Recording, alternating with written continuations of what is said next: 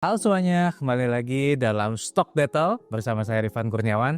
Dan kali ini lawan kita adalah Emir Parengkuan, founder of Chak Investment Club. Halo Emir. Hai guys, halo semuanya. Thank you Ko Rifan udah diundang. Hari ini kita bakal ada 7 emiten ya Emir ya. 7 emiten. Ya, jadi saya sama Emir ini kita bakal battle, ada 7 emiten.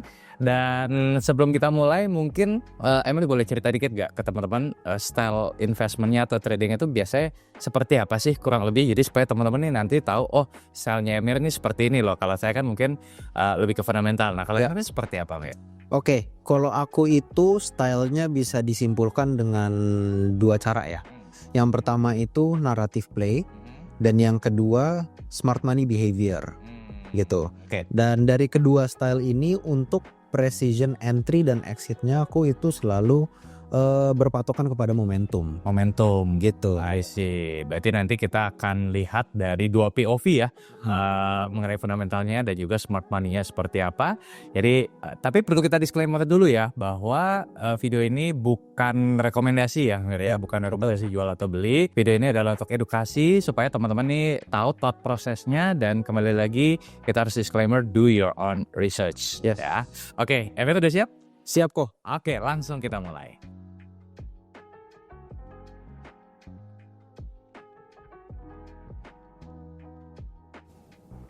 Oke, sama ya. Sama ya. Oke, jadi kalau dari sisi fundamental, saya yes dengan NCKL ini. Pertama kalau kita lihat dari industrinya, kita tahu bahwa NCKL ini sekarang, atau industri nikel ini sekarang lagi balik arah. Kalau tahun lalu tuh benar-benar kayak harga tuh rendah sekali, dan per video ini dibuat, harga nikel itu udah kembali ke level 18.000 dolar per tonnya. Dan hal ini karena RKAB 2026 yang diperkirakan itu ada di sekitar 250 sampai 260 juta ton. Ini mungkin sepertiganya kalau kita bandingkan dengan RKAB 2025 yang ada di sekitar 380 juta ton. Nah, jadi artinya dengan sepertiga produksi, supply akan lebih sedikit, dan ya harga akan meningkat. Diproyeksikan harga nikel ini bisa tembus ke 20.000 dolar per tonnya, seperti itu. Dan kemudian faktor kedua adalah kompetisi. Jadi kalau di tahun lalu itu ternyata ada banyak perusahaan yang gugur teman-teman, terutama perusahaan yang di luar domestik ya.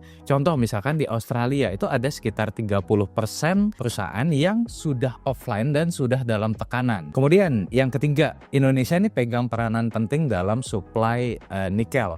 Jadi kalau negara Timur Tengah dikenal dengan OPEC, nah kalau Indonesia itu punya julukan sendiri, itu namanya ONEC. Nah ini mengindikasikan bahwa kita juga punya power gitu ya untuk bisa mengontrol supply dan juga harga. Dan dari sisi demand-nya kalau yang saya lihat adalah stainless steel dan juga EV atau electric vehicle ini akan bertumbuh ke depan. Dan particularly ke NCKL saya cukup suka karena marginnya itu cukup tebal. Jadi gross profit margin sekitar 32%, operating profit margin 29%, net profit margin 28%. Artinya operation dari NCKL ini efisien seperti itu, dan nggak banyak utang. Debt to equity ratio 0,43, current ratio 2,52. Jadi I think ya dari sisi fundamental is good enough lah. Oke. Kalau dari aku mungkin aku mulai juga dari narasinya dulu kali ya. Karena kan memang itu strategi awal aku untuk menentukan saham ini tuh napasnya masih panjang apa enggak. Apakah cuma bisa di trading tektok doang atau bisa di hold secara long term, di swing gitu ya. Jadi yang tadi Ko Rifan bilang itu aku setuju. Yang narasi utamanya adalah pemotongan RKAB gitu kan. Yang dari kementerian kita itu memotong RKAB nikel dan juga batu bara ya kan. Dan simpelnya adalah ketika udah dipotong, dengan Indonesia yang sekarang itu menjadi produsen nikel terbesar di dunia. Jadi secara nggak langsung sebenarnya kita itu punya power untuk mengkontrol harga dari nikelnya sendiri gitu kan. Kalau misalnya kita supply-nya menurun, harusnya harga nikelnya naik, simpelnya gitu ya. Jadi untuk nikelnya sendiri, harga nikelnya itu aku suka, aku bullish untuk harga nikelnya. Lalu yang pertama yang pengen aku cek itu juga dari chartnya dulu ya. Jadi chartnya untuk NCKL. Nah NCKL ini sebenarnya udah mendekati level all time high nih. Dimana all time high-nya itu sempat kemarin di 1570 ya. Dan sebelumnya ketika di IPO itu tertingginya ada di sekitar 14 70. Jadi yang kalau aku lihat resistance terkuatnya adalah berada di sekitar 1400 dan itu adalah menjadi titik penting untuk NCKL gitu ya. Nah, sekarang untuk harga NCKL-nya sendiri aku lihat sekarang bukan closing ya, sekarang masih jalan marketnya. Sekarang ada di 1335.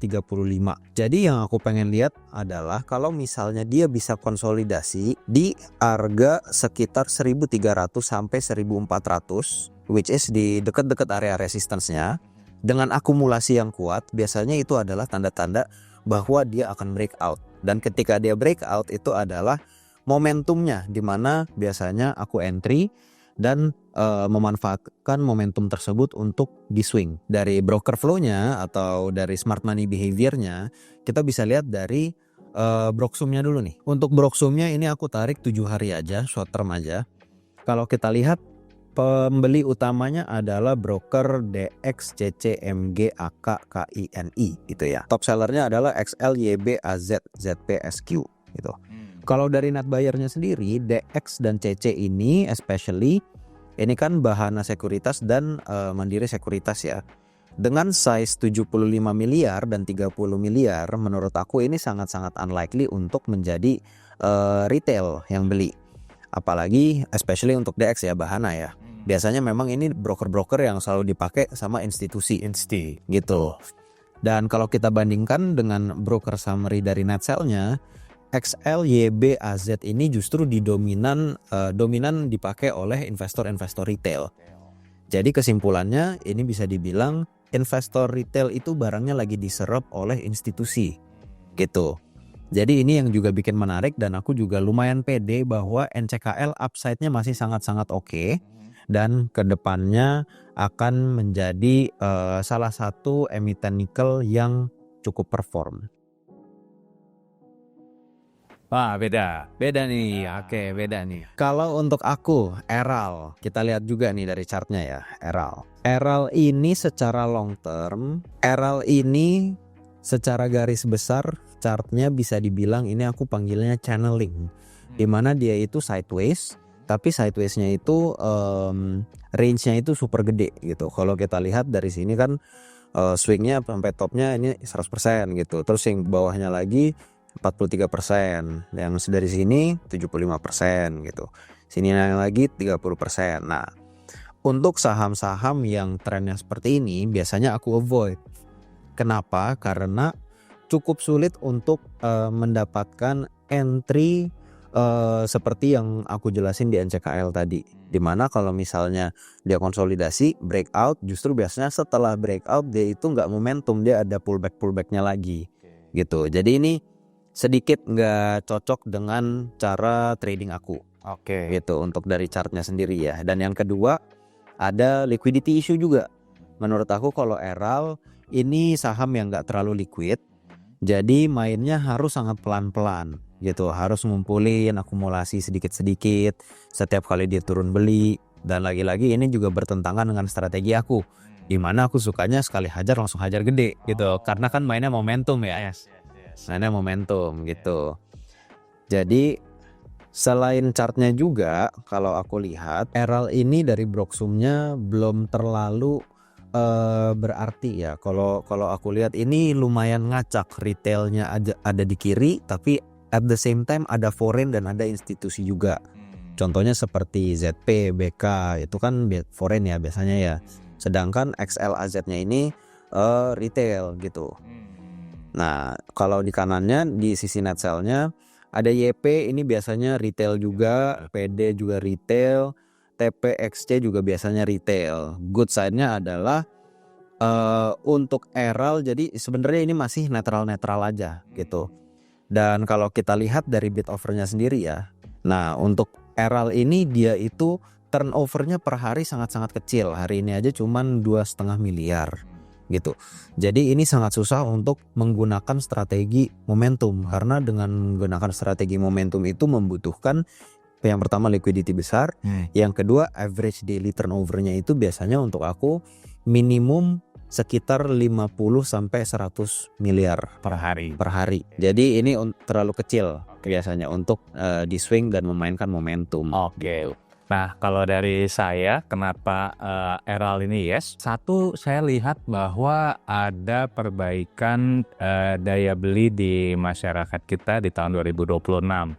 Jadi kan mungkin kalau buat teman-teman yang belum tahu, Eral ini kan dia anak usahanya dari Era Jaya, ya di mana Eral ini dia mainnya adalah ke segmen lifestyle. Jadi kalau Era sendiri adalah banyak iPhone gitu ya, gadget lah. Kalau yang Eralnya itu kan non gadget alias lifestyle. Nah, jadi kalau dari sisi lifestyle menurut saya akan ada perbaikan, terutama karena dia main di segmen premium.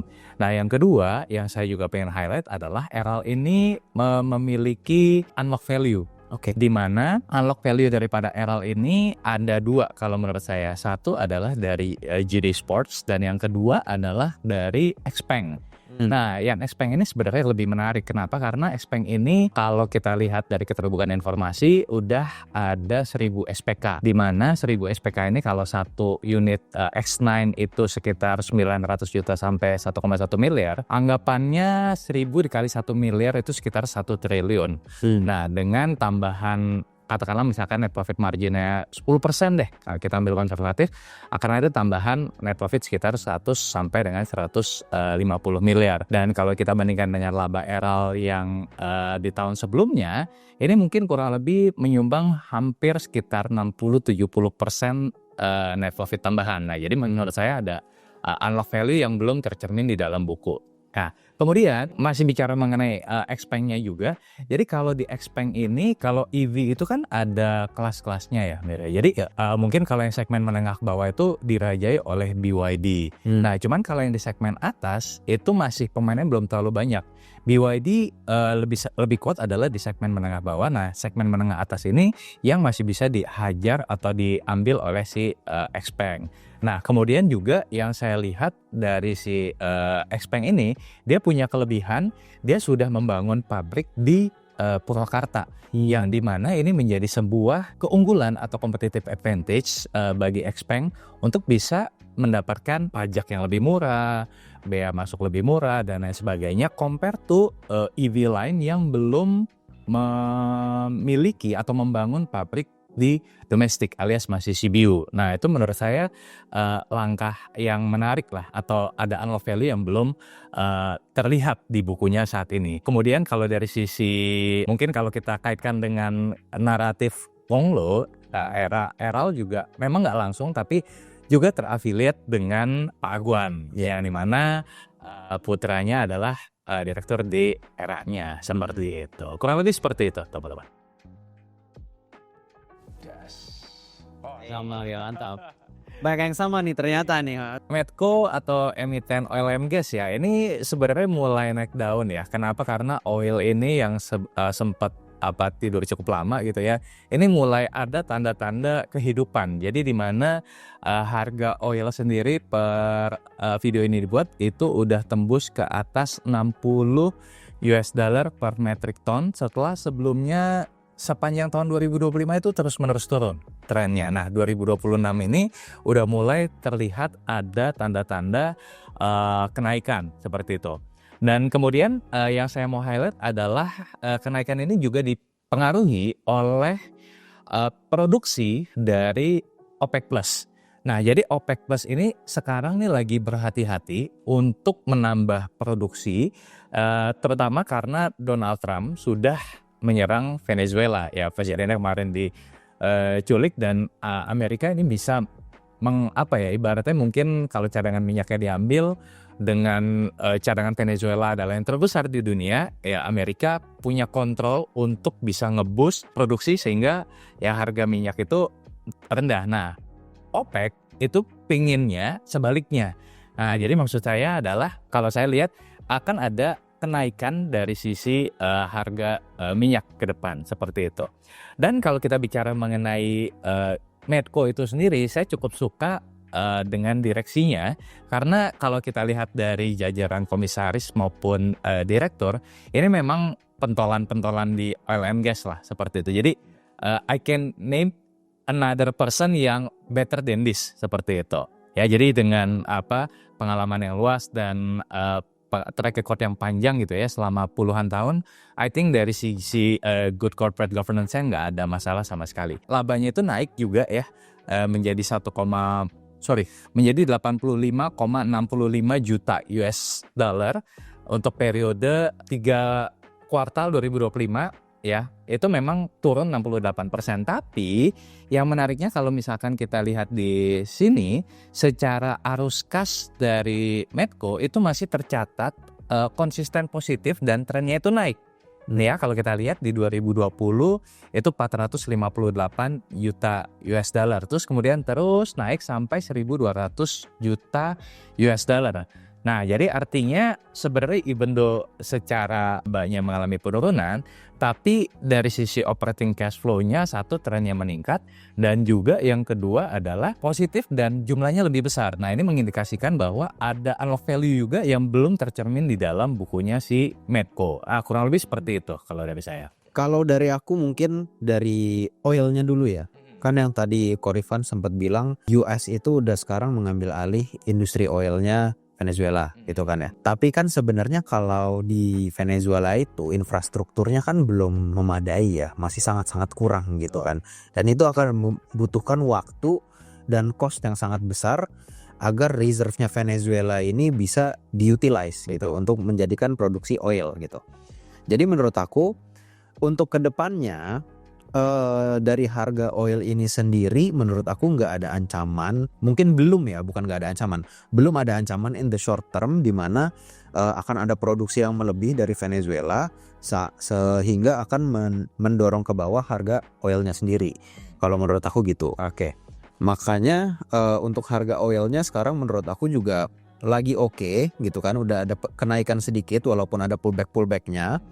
Dan kalau dari chartnya, kalau aku cek ya, sekarang itu Medco lagi ada dynamic resistance yang cukup kuat nih di sini, ya kan? Dia ada dynamic support, salah bilang tadi. Dynamic support yang cukup kuat, dan kalau aku perhatiin di belakangan ini ada demand yang sangat kuat di level-level di bawah 1450. Karena di sini selalu ada buyernya nih. Ya kan, selalu ada buyernya di mana ketika dia turun dia itu reboundnya relatif langsung sangat cepat gitu. At the same time ada resistance yang cukup kuat juga di mana di harga 1600 nih. Ini resistance yang harus ditembus kalau misalnya Medco ini mau ke langit gitu loh. Jadi ini adalah ciri-ciri chart sebenarnya yang aku sangat suka, di mana demand-nya itu di sini, resistance-nya di sini, dan ruang antara support dan resistance-nya itu nggak lebar gitu. Jadi ini yang aku biasanya bilang volatility contraction gitu. Jadi yang sering aku cari adalah ketika ada seperti ini, yang aku pengen lihat itu pergerakan sahamnya dia akan muter-muter di antara resistance dan supportnya, mungkin ke bawah sedikit langsung rebound lagi gitu ya. Kalau ke atas juga langsung turun lagi. Tapi yang menarik adalah ketika dia udah membuat higher low dan dia konsolidasi semakin ketat nih di sini nih. Nah, ketika dia udah mencapai level ini dan dia bisa breakout ini, nah, ini adalah momen dimana aku biasanya selalu pasti langsung entry nih di harga 1660-nya, dengan catatan harus ada lonjakan volume yang mensupport breakout tersebut gitu. Jadi untuk Medco price actionnya kira-kira seperti itu. Oke, berarti dua-duanya yes ya. Dua-duanya yes gitu. Oke, tadi udah 3, 2 sama, 1 beda. Wah, ternyata lumayan juga ya, Mas. Gak expect sih ya. Meskipun pendekatannya beda, tapi ternyata ada similaritiesnya. Iya. Oke, kita lanjut lagi ya, Mir ya. Oke. Das tuh kan gue udah ketembak ya orang ya. Kalau dari aku Oasa, pertama narasinya of course untuk sekarang WTE itu ada suntikan dari Danantara kan sebesar 300 apa 400 ya? Sekitar segitu. Iya, 300-400 triliun gitu kan. Nah, logic simpelnya kalau dari aku sekarang itu WTE kan emiten-emitennya sangat limited di IHSG kan. Jadi menurut aku dengan suntikan Danantara yang sebesar itu seharusnya semua ujung-ujungnya akan kebagian gitu. Logic simpelnya seperti itu. Dan menurut aku sebenarnya tesis simple is usually the best gitu. Jadi untuk WTE in general aku bullish. Kita masuk ke chartnya dulu. Kalau untuk OASA sebenarnya kemarin dia sempat dibantai lumayan sadis ya. Pas yang trading halt itu ya. Betul, pas yang dia itu dari topnya 590 turun sampai lowestnya itu di 330 itu hampir 44% gitu kan. Nah hari ini pun dia turun sedikit 4%. Tapi kalau kita lihat yang paling menarik adalah dari Broksumnya untuk OASA sendiri. Ini aku lihat untuk di tanggal kemarin dulu ya. Kemarin itu pas dia naik hampir arah, itu yang beli adalah II sama AK paling besarnya gitu. Yang di sisi kanannya II itu Danatama Makmur Sekuritas gitu. Nah kalau kita lihat pun di sini dari Danatamanya sendiri dia juga ada beli beberapa emiten-emiten yang menurut aku juga bullish gitu loh. Ya dari NRG, ITMA, Bull ini juga semua aku suka sebenarnya. Selain itu kalau kita lihat dari sisi sellernya itu didominasi sama retail banget nih kok. Dari YB, YP, CC, SQ, XL ini semua menurut aku adalah broker-broker retail gitu kan. Dan kalau aku lihat dari bid offernya, jadi aku sayang banget sih nggak screenshot untuk bid offernya ya. Tapi ketika dia opening itu kemarin, dia itu openingnya, coba kita lihat di harga berapa ya. Nah, dia itu openingnya sebenarnya sedikit gap down nih. Dia gap down di 332. Cuma pas dia opening itu, aku lihat di order-order bawahnya, dia itu ordernya itu cukup besar, seperti kayak ada block order gitu loh. Di harga beberapa tick ke bawahnya ada yang 20.000, 20.000, 10.000. Sedangkan di kanannya itu cuman ada satu yang gede gitu. Which is di harga 334 aku ingat. Oke. Dan ketika buka itu dia langsung hilang instan gitu. Cabut. Dimakan. Dimakan 20.000 dan langsung jadi bid 20.000 juga. Yang artinya sekali enter itu 40.000 tuh. Yes. Gitu kan. Dari situ aku langsung berkesimpulan, oke, dengan harga OASA di sekitar 340 sampai 330 ini artinya demand-nya sangat-sangat besar nih gitu. Dan strategi aku kan follow the whales ya. Jadi dengan itu aku berkesimpulan bahwa di harga 330 sampai 340 itu sudah sangat worth it untuk aku ngumpulin gitu untuk OASA-nya. Dan kedepannya upside-nya juga menurut aku masih cukup panjang nih, karena kan untuk yang dari stimulus Danantara sendiri itu kan butuh waktu untuk terrealisasikan kan. Jadinya untuk sekarang mungkin belum terlalu kemana-mana dulu harganya, masih mungkin butuh diakumulasi lagi.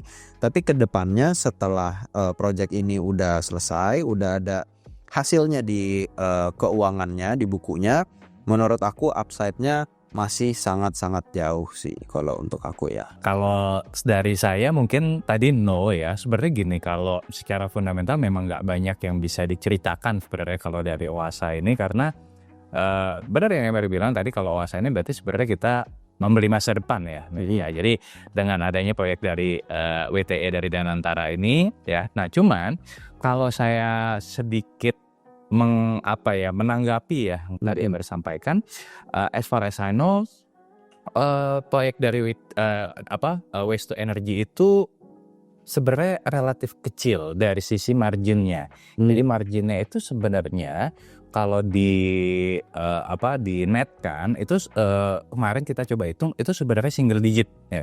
Oke. Nah, jadi betul bahwa akan diuntungkan, tapi dari sisi marginnya yang saya lihat nih masih belum terlalu menarik itunya, karena dari sisi marginnya.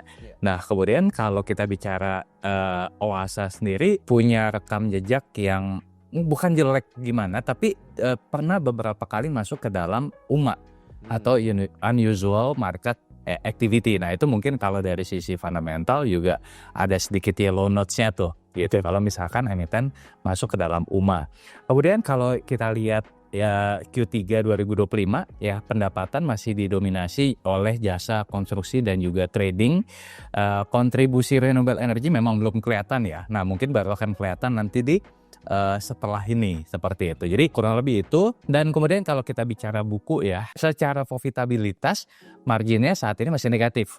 yang dimana net profit margin secara annualized ini juga kalau kita lihat itu turun sekitar 43% secara net profitnya. Kemudian return on equity ini juga terlihat negatif ya.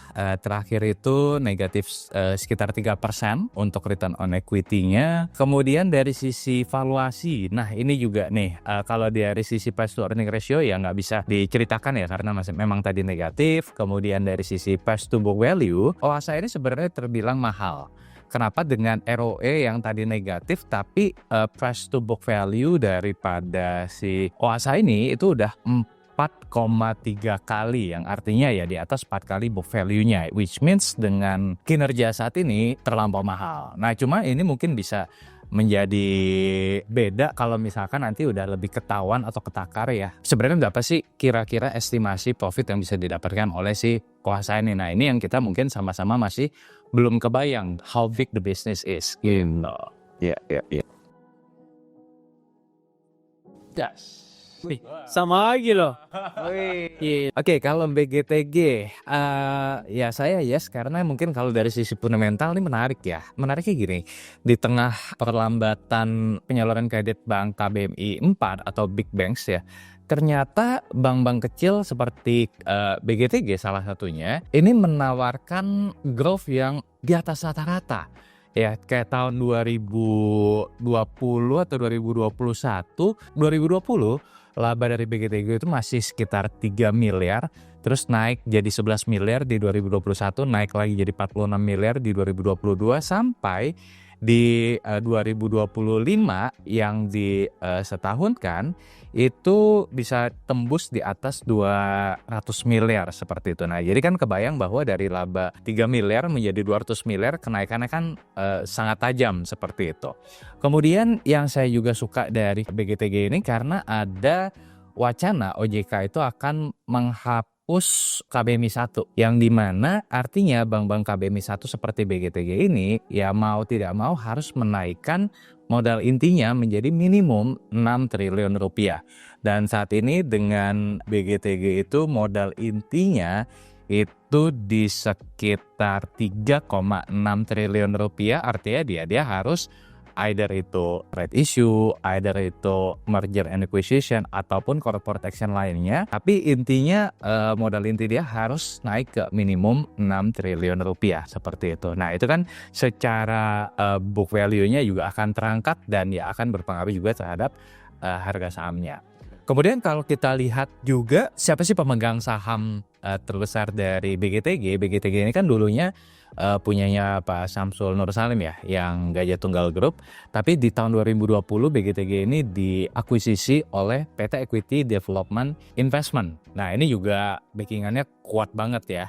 Kemudian dari sisi kinerja, nah ini yang saya juga suka ya. Jadi terlepas dari labanya yang naik, BGTG ini menurut saya termasuk bank yang sehat. Kenapa? Karena kalau by data BGTG ini fokusnya adalah pembiayaan untuk yang sifatnya produktif. Jadi 70-80% dari pembiayaan BGTG adalah untuk pembiayaan produktif. Nah yang konsumtif itu paling cuma 20% di sini kalau saya lihat. Kemudian ya dari sisi makronya dengan suku bunga BI yang sekarang 4,75% dan kemungkinan akan turun lagi di tahun 2026 ini, ya penyaluran kredit harapannya akan makin kencang seperti itu. Kalau dari aku juga suka ya. Yang pertama dari narasinya pun, yang pertama itu dari KBLI-nya juga gitu. KBLI 1 akan dihapus, jadi pilihannya kan dua ya, antara dia harus right issue atau merger gitu kan, which menurut aku both positif untuk menjadi katalis untuk menaikkan harga saham dari BGTG-nya sendiri. Cuma kalau dari chartnya, kalau aku lihat juga yang paling perlu di highlight adalah walaupun BGTG sekarang uptrendnya belum terlalu kenceng ya, dia itu banyak konsolidasi, dia banyak breakoutnya juga, tapi biasanya abis breakout dia konsolidasi, which is not a bad thing gitu. Cuma yang harus di highlight adalah ketika dia naik di sini nih, ketika dia naik dari harga 80 ke 120-an, itu volumenya luar biasa besar, tapi tanpa reaksi volume merah yang gede juga. Yang artinya buying pressure-nya ini di sini udah jauh lebih besar dibandingkan selling pressure-nya gitu. Dan bisa kita lihat juga di selanjutnya nih, seperti di sini ada volume spike, tapi volume merahnya nggak begitu gede. Di sini pun juga sama. Di sini sama lagi kejadian. Mungkin di sini yang cukup gede ya. Di sini cukup gede, tapi mungkin ini juga karena spike-nya udah mulai ke harga yang cukup tinggi, ke 160 gitu. Jadi untuk dari sisi price action dan volume, aku suka banget. Apalagi sekarang lagi di posisi konsolidasi, dan kalau kita zoom out sedikit, memang itu wajar karena sekarang itu dia lagi di resistance yang cukup kuat nih, di sekitar 130-an gitu.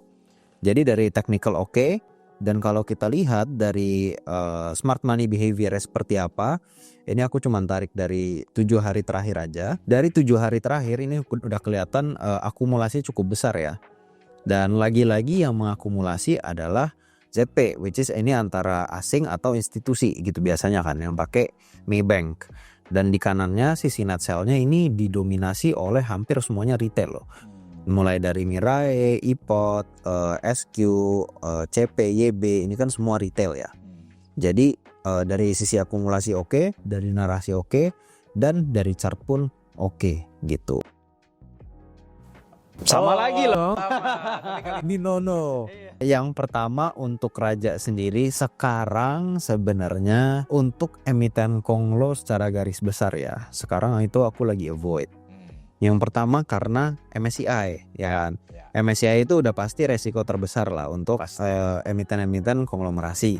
Karena semuanya kan game plan-nya adalah untuk masuk ke MSCI, lalu di situ dijadikan exit liquidity biasanya MSCI-nya gitu kan. Nah sekarang dengan MSCI-nya udah bete nih sama kita nih ya, jadinya menurut aku udah nggak wise untuk ngincer emiten-emiten konglo yang memang mungkin secara valuasi udah mahal, dan yang kedua nggak ada fundamental story yang mendukung valuasi mahalnya ini loh gitu.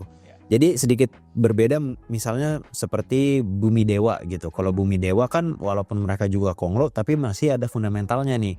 Mulai dari buminya diversifikasi ke segmen bisnis lain, lalu dewanya juga ada tambang gayo gitu. Jadi sedikit berbeda konglonya gitu. Lalu dari chartnya sendiri, sekarang menurut aku ya, untuk Raja ini distribusinya udah lumayan parah nih.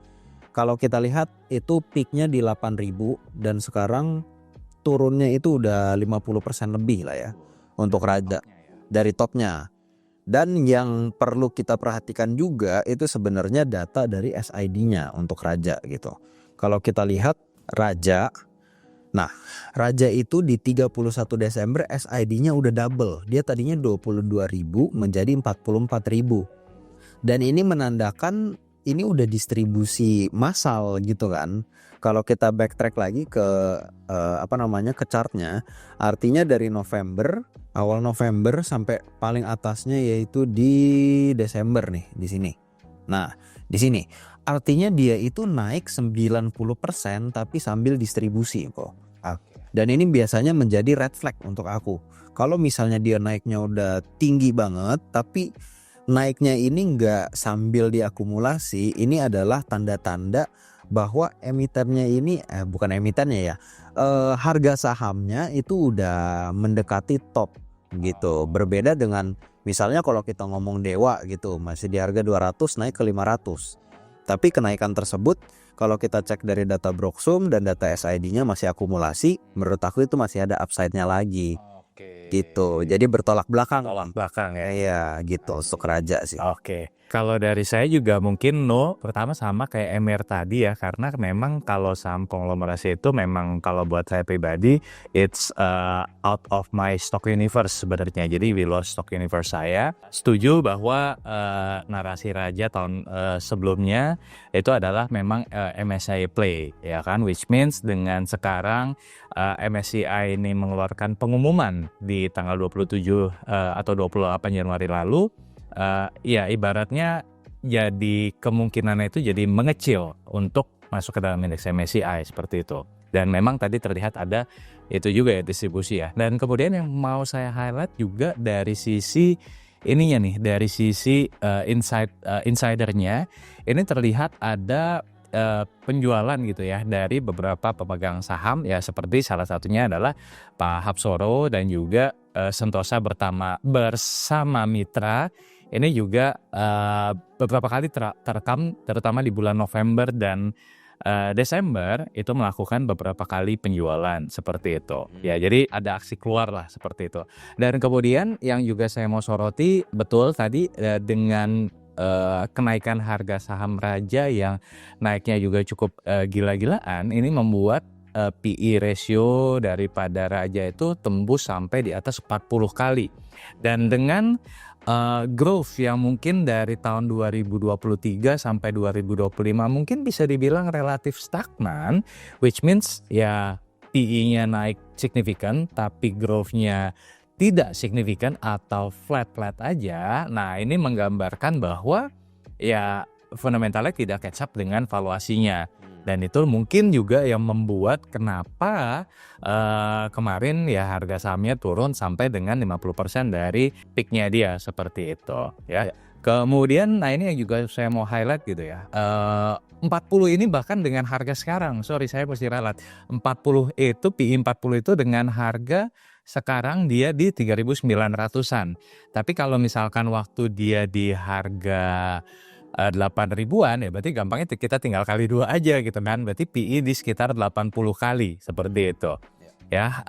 Itu aja sih mungkin yang saya bisa highlight. Jadi ya dari sisi fundamental juga no. Wah beda, akhirnya beda lagi. Jadi kalau untuk Inet ya memang ya ada katalis positifnya ada, yaitu dengan proyek internet rakyat gitu ya, yang membuat Inet ini berpeluang untuk mendapatkan proyek dari pemerintah. Cuman kalau saya timbangkan antara katalis positif dan negatifnya, saya melihat lebih banyak negatifnya. Dan ini ada personal preference ya. Yang pertama, saya melihat bahwa Inet ini termasuk emiten dengan volatilitas ekstrim dan koreksi yang tajam. Dan personally saya ya menghindari saham-saham yang seperti ini. Dan kemudian meskipun tadi ada katalis positif internet rakyat, tapi saya melihat internet rakyat ini merupakan industri atau merupakan bisnis yang high capex. Nah, kalau saya nggak terlalu suka sebenarnya dengan bisnis yang high capex seperti itu. Dan ya internet rakyat ini kalau menurut catatan saya belum terlihat dari sisi marginnya seperti apa. Itu mungkin opini saya mirip seperti emiten sebelumnya tadi yang kita bahas tentang Oasa yang waste to energy-nya. Nah, kalau menurut saya internet rakyat ini mungkin dari sisi margin juga nggak terlalu besar, monetisasinya itu juga bisa dikatakan lambat seperti itu. Nah, kemudian yang juga saya mau highlight adalah risiko dari sisi regulasi. Jadi kita tahu bahwa kalau dengan bisnis internet atau infrastruktur seperti ini butuh izin regulasi yang panjang. Dan ya ini bisa mengakibatkan terjadi yang namanya delay konstruksi atau konstruksi. Nah, kalau misalkan ternyata proyeknya ini tidak on track, nah saya melihat bahwa di harga saat ini bisa menyebabkan ada panic selling ke depannya. Again, yang poin saya berikutnya adalah mengenai valuasi. Ya, sama seperti Raja tadi yang PE-nya seperti 80-an kali. Inet ini juga valuasinya sekarang ya way beyond expectation lah, benar-benar mahal sekali. Dengan catatan saya ya PBV ya saat ini di sekitar 22 kali. PE ratio-nya bahkan lebih dahsyat lagi 303 kali. Ini ya udah jelas not best time to buy lah kalau buat saya. Seperti itu. Perbedaannya ya, kalau mungkin Inet ini sebenarnya emiten yang retail participation-nya itu gede banget kok. Jadi kalau aku lihat-lihat dari broker summary-nya, dari nanya-nanya ke teman-teman juga, itu hampir nggak ada broker-broker institusi atau foreign yang cukup agresif ya di saham Inet ini. Jadi sebenarnya saham ini kebanyakan digerakkan oleh retail gitu. Nah sebenarnya yang pengen aku highlight adalah Inet ini kan turunnya udah luar biasa kenceng ya. Ini dari harganya sekitar 685 sampai bottom terakhir itu di 316-an gitu ya, sebelum kemarin dia naik itu turunnya 50%. Dan kalau aku tarik broksumnya dengan durasi yang sama dari Januari 7 sampai Februari kemarin, ini memang udah distribusi gede-gedean nih. Dimana buyernya ini udah retail semua gitu kan. Yang nampungin retail, yang buang adalah smart money-nya. MG ini aku anggap sebagai smart money karena mereka memang biasanya isinya trader-trader yang luar biasa besar dan mereka paham cara create demand gitu. Dan IN ini juga biasanya broker yang cukup terafiliasi sama Inet ya. Waktu itu apalagi IN ini kan Inet sempat trade issue ya. Dan aku nggak tahu kenapa, tapi biasanya kalau ada emiten yang right issue, itu biasanya IR-nya itu ikut main dan itu bisa dijadikan patokan apakah kita masuk atau enggak. Tapi dia malah jual ya? Yes, ini dia malah jual. Tapi yang harus kita take note adalah ketika Inet ini udah mulai bangkit di hari di tanggal 3 Februari ya. Di tanggal Februari kalau kita lihat, kita tarik di tanggal ini Januari. Februari ke 3 Februari juga. Nah, ke 3 Februari ini sekarang broker summary-nya udah better nih. Sekarang YB-nya beli 33 miliar dan kanannya ini masih ada Korindo, FS ini broker zombie dan retailnya pun udah mulai keluar XL, CC, MG, YP, XCLG gitu. Nah, YB ini adalah salah satu broker yang mulai narik harga saham Inet dari bottom sampai ke topnya kok. Jadi yang tadinya dia distribusinya udah lumayan gede banget, tiba-tiba dia mulai balik badan nih. YB-nya dia mulai balik badan, dia mulai beliin lagi di average sekarang 356. Jadi sebenarnya Inet ini ada tanda-tanda bahwa dia itu udah mulai bottoming gitu loh. Walaupun sekarang menurut aku belum waktu yang tepat untuk buy, tapi udah mulai ada tanda-tanda bahwa ini bisa kita watch gitu. Oke, tapi ini baru 1 hari ya? Baru 1 hari, makanya masih early banget. Early banget ya. Iya. Tadi kan kalau yang dari Januari justru yang beli retail tadi ya. Yes. It means agak bertolak belakang dengan stylenya Emir tadi kan lebih ke yang smart money kan. Yes, jadi Oke. kita harus tungguin dulu nih sampai retailnya muntah-muntah dulu gitu. Jadi butuh waktu sampai retailnya muntah, barulah di situ nanti kita masuk. Oke, paham.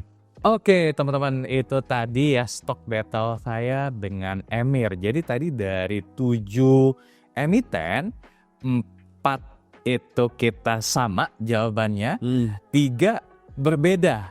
Nah, ini menarik ya karena ternyata meskipun ilmunya atau sudut pandang dan POV-nya beda, ternyata masih ada juga beberapa yang sama gitu ya. Baik itu Yesus ataupun Nono seperti itu. Nah, mungkin dari Emir ada yang pengen yang disampaikan dulu ke teman-teman ya? Kalau dari aku mungkin aku pengen sedikit menjelaskan nih kenapa sebenarnya banyak yang sama gitu kali ya. Sebenarnya menurut aku walaupun style kita beda nih kok, dengan style Korifan itu yang condong ke fundamental gitu kan. Menurut aku dengan strategi smart money behavior dan narrative play itu data-data yang aku perhatikan seperti broker summary, chart dan juga bid offer itu seharusnya merefleksikan data-data fundamental yang bagus gitu. Jadi kalau misalnya fundamentalnya bagus, company-nya oke, harusnya itu terefleksikan di data-data yang aku analisa. Makanya ada beberapa saham yang kita agree gitu. I see. Meskipun tadi juga ada beberapa yang beda, mungkin dari sisi fundamentalnya belum terefleksi tapi mungkin udah kelihatan ataupun mungkin juga sebaliknya ya. Betul, iya. I see. Oke. Tapi selain itu juga dari aku ya teman-teman ya, kan style aku seperti yang tadi aku bilang itu narrative play dan smart money behavior gitu ya. Ini aku nggak bilang satu-satunya cara dan strategi yang bisa menghasilkan cuan di market. Strategi yang kita pakai itu harus sesuai dengan karakter kita masing-masing gitu. Walaupun strategi ini menghasilkan buat aku, belum tentu ini menghasilkan buat orang lain gitu. Karena nggak semua orang punya karakteristik yang sama, pola pikir yang sama, dan kesabaran atau disiplin yang sama gitu. Jadi harus mencari dengan trial and error apakah strategi yang kita pakai ini cocok dengan diri kita sendiri. Dan disclaimer juga ya teman-teman ya, ini semua yang emiten aku sebut apakah itu bullish atau bearish, semuanya itu adalah personal view aku, bukan financial advice. Jadi jangan langsung kalau misalnya aku bilang Inet bagus langsung dibeli, jangan gitu ya teman-teman ya. Atau yang yes langsung HK. Iya benar, jangan langsung di HK juga. harus always do your own research, bikin tesis sendiri gitu kan. Kalau misalnya memang menurut teman-teman semua tesisnya itu udah oke, silahkan mengambil keputusan dari situ. Oke, thank you Emir. Oke teman-teman, itu tadi stock battle kita kali ini. Gimana menurut kalian ya? Kira-kira siapa lagi nih yang harus kita ajak stock battle berikutnya? Coba boleh share di kolom komentar. Dan kalau misalkan mau belajar ke Emir, nanti bisa main ke IG-nya di Cak Investment Plus ya. Di Emir Parengkuan dan Cak Investment Club ya. Oke, nanti kita share juga di kolom deskripsi. Oke, thank you Emir. Appreciate your time. Thank you so much Ko. Thank you Emir, sukses selalu, dan thank you buat teman-teman semua. Kalau teman-teman suka dengan video ini jangan lupa untuk klik like, subscribe, share, dan juga nyalakan notifikasinya supaya nggak ketinggalan stock battle yang berikutnya. Sampai jumpa di stock battle berikutnya. Bye-bye. Bye.